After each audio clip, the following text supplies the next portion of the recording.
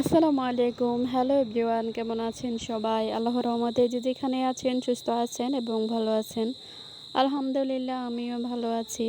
তো প্রতিদিনের মতো আরেকটি ছোট্ট ব্লগ নিয়ে আপনাদের মাঝে চলে এসেছি। যদিও আজকে ব্লগে কোনো রান্নাবান্না বা কোনো নাস্তা শেয়ার করব না। তো আজকে আসলে আমি সময় পাইনি যে ব্লগ শেয়ার করার মতো কোনো ক্লিপ নিব। যেহেতু আজকে আমার অনেকগুলো কেকের অর্ডার ছিল সেজন্য আর কি। তো আপনাদের সাথে আজকে কেকের অর্ডারগুলো একটু শেয়ার করছি, যেগুলো আমি রেডি করছি। তো আমার পাউন্ড কেকের অর্ডার ছিল, তো একসাথে 6টা কেকের অর্ডার ছিল আলহামদুলিল্লাহ, মাশাআল্লাহ। তো আসলে আমার কেন জানি এত ভালো লাগে যখন আমি অর্ডারগুলো পাই, খুবই ভালো লাগে কাজ করতে আমার কাছে। আসলে সব বেকারসরাই মনে হয় এমন, নাকি আমি নতুন হিসাবে আমার কাছে অর্ডার আসলে ভালো লাগে আমি জানি না তা। তো এই তো কেকগুলো আমি রেডি করে ফেলেছি ডেলিভারির জন্য। সবগুলোর ভিডিও নিতে পারিনি, 2টার ভিডিও দিয়েছি আপনাদেরকে। তো এরপরে বিকেলবেলায় ভাবলাম একটা ঘরোয়াভাবে একটা পিৎজা তৈরি করি, একেবারেই সাদামাটা করে।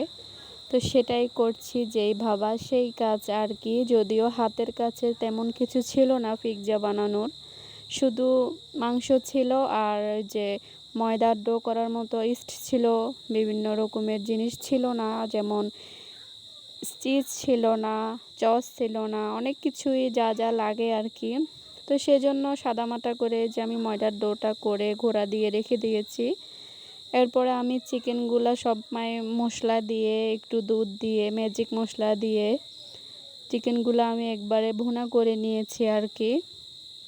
তো বিশেষ করে এটা একেবারেই আমার রেসিপি, আসলে এটা কোনো কিছু থেকে দেখা বা নিজের একটা আইডিয়া থেকে একটু নাস্তা বানানোর আইডিয়া আর কি, যে না সুন্দর একটা নাস্তা হয়ে যাবে সেজন্য এটা করেছি আর কি।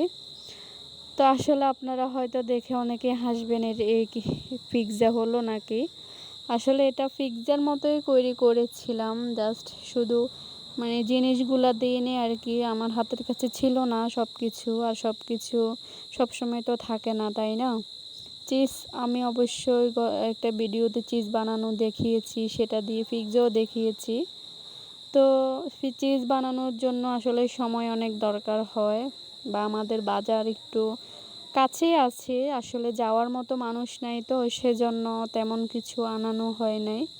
তো যা আছে তাই দিয়ে এই তো পিৎজার শেপটা আমি রাইস কুকারে দিয়েছি। এই তো পিৎজার ডোটা দিয়ে মাংসগুলো দিয়ে দিয়েছি উপরে, এরপরে কিছু স্লাইস করে রেখেছি গোল গোল করে, পেঁয়াজ, টমেটো, কাঁচামরিচ দিয়ে বসিয়ে দিয়েছি।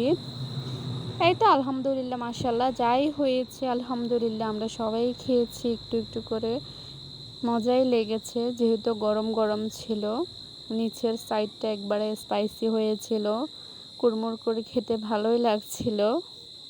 তো আজকে এই পর্যন্ত, সবাই ভালো থাকবেন, সুস্থ থাকবেন। আসসালামু আলাইকুম।